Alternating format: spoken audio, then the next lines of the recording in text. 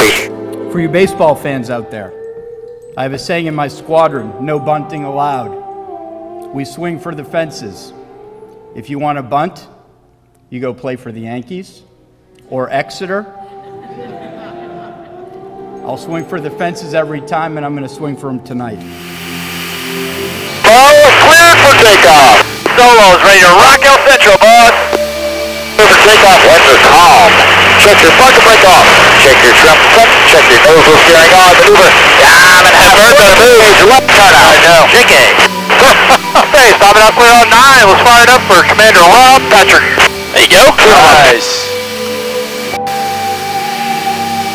Adding power. Alright. Up we go. Commander Patrick was raised in Wakefield, Massachusetts, and graduated from Phillips Academy in 1988. He graduated from the U.S. Naval Academy in 1992, where he was a 4-year varsity letter winner and captain of the Navy squash team. He received his Naval Flight Officer Wings of Gold in November 1994.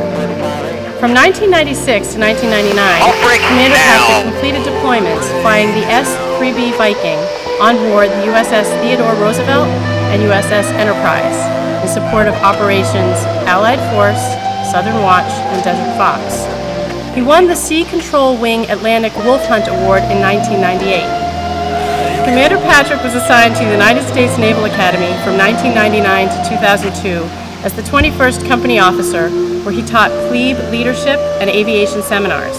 Commander Patrick deployed in 2004 and 2006 to the North Atlantic, Mediterranean Sea, Arabian Gulf, and Western Pacific on board USS Enterprise, flying missions in support of Operations Iraqi and Enduring Freedom. In 2007 and 2008, he was assigned to joint duty at the U.S. Joint Forces Command's Joint Warfighting Center as the Modeling and Simulation Action Officer for Pacific Command exercises. Bottom line, not only did he fly the missions, he was instrumental in training others through exercises. In May 2009, Commander Patrick reported to the Red Lancers of Patrol Squadron 10 as Executive Officer. While deployed with the Red Lancers, he flew counter-piracy missions in support of Operations Iraqi and Enduring Freedom. Commander Patrick took command of the Red Lancers on April 1st, 2010. His postgraduate education includes an MS degree in HR and Leadership from the Naval Postgraduate School and an MBA from Johns Hopkins in 2002. His personal decorations include the Defense Meritorious Service Medal, Air Medal, 2 Strike Flight Awards, the Navy and Marine Corps Commendation Medal, 3 awards, the Navy and Marine Corps Achievement Medal, 3 awards, and various campaign and unit awards. He has accumulated over 2,500 flight hours and 465 carrier arrestments. Commander Patrick lives with his wife and 3 children in Fleming, Florida. Commander Patrick, we are truly honored to have you with us tonight. Welcome. So that's pretty simple, 4.5 G's in Chevy. Oh, good. Mark, 4.1. Alright. Be a nice and slow maneuver here. Smoke off. Contact. Contact. Ready, hit it. Roll. Process better. Alright, get after it. Stand by, roll. Pick your left. Stand by, roll. Stand by, roll. Emergency, sleep on front. Front on, bow. Two right, good hitting here, high. High show. Nice ball, nice hit. High show. Oh, yeah. How you feeling? Good to go. Hoorah. Nice job, sir. Yeah. Good stuff. Alright, this one's the most painful one. Will be inverted, have negative 3G, and then plus 7 on the backside. So, giddy up. Let's do it. Hoorah. Diamond roll drive. Ready, hit it.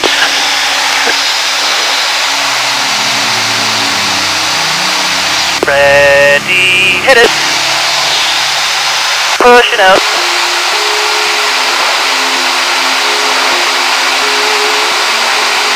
Go there. I won't flip.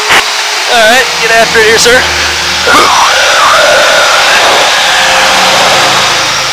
Nice work. Nice, yeah. Okay, rolling. 1 right. Good hitting here, low. Match push. Thanks, low. Nice hit. Yeah. 360.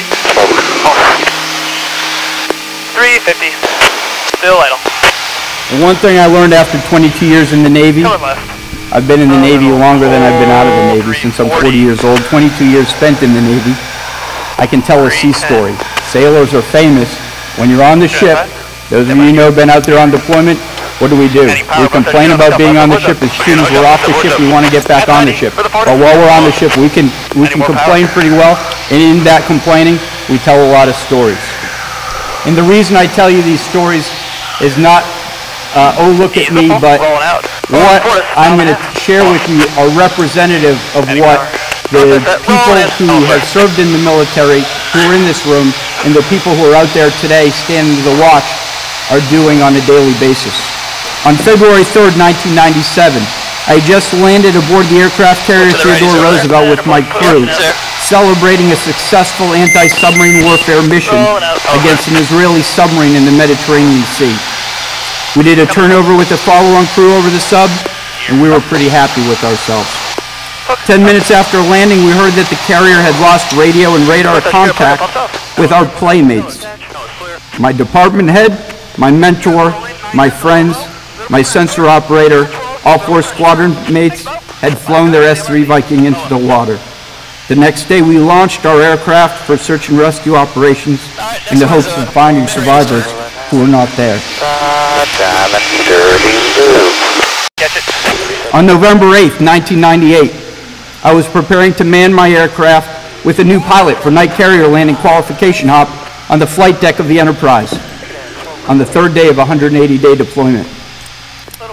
Behind me was a bright flash of light, intense heat.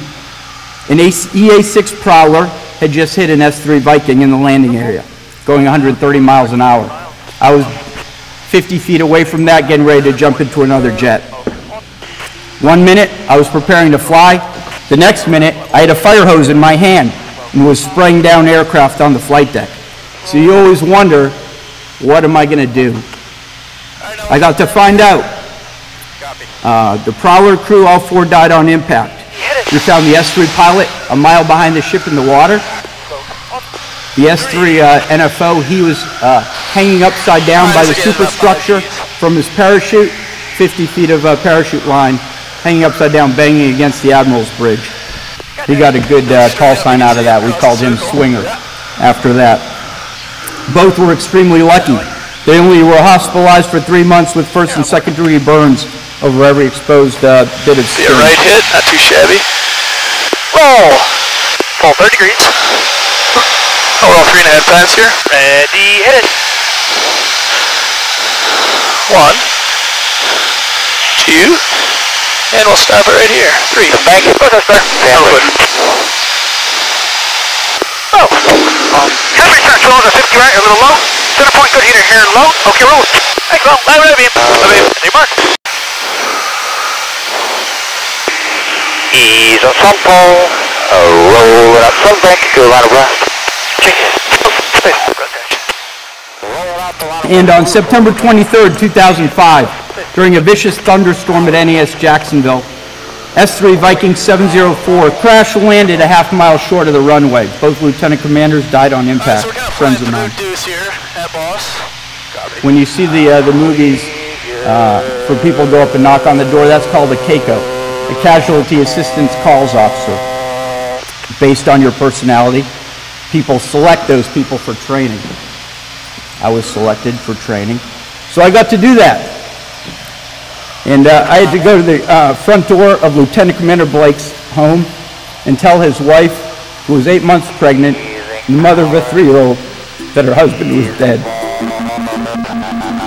These experiences, and others too numerous to list, have shaped my priorities, the way I think about leadership, and why I value service to my country.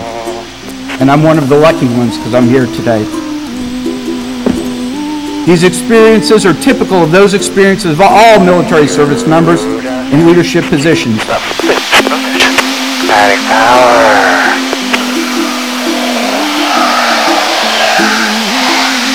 Overshoot.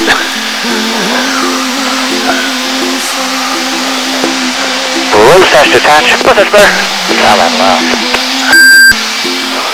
Aboard. Up. Alright, we'll go do that again. Adding power. Aye. Well, yeah. Ready, hit it. Just a nice and easy roll here. Roll. Pull.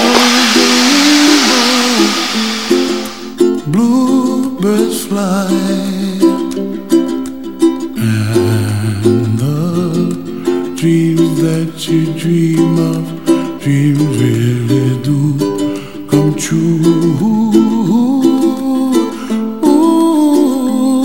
Someday you wish upon a star, wake up where the clouds are far behind.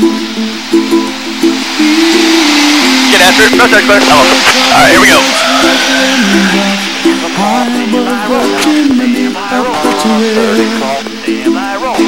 You find me somewhere over the rainbow. Bluebirds fly. No touch, bacon. Alright, get after it. Here we go. Hello, bud.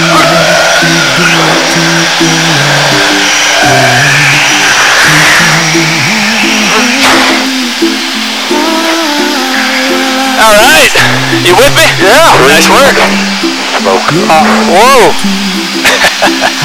I think I may have went up for a second. Oh yeah? 275. They went black, but then I was instantly back. Whoa.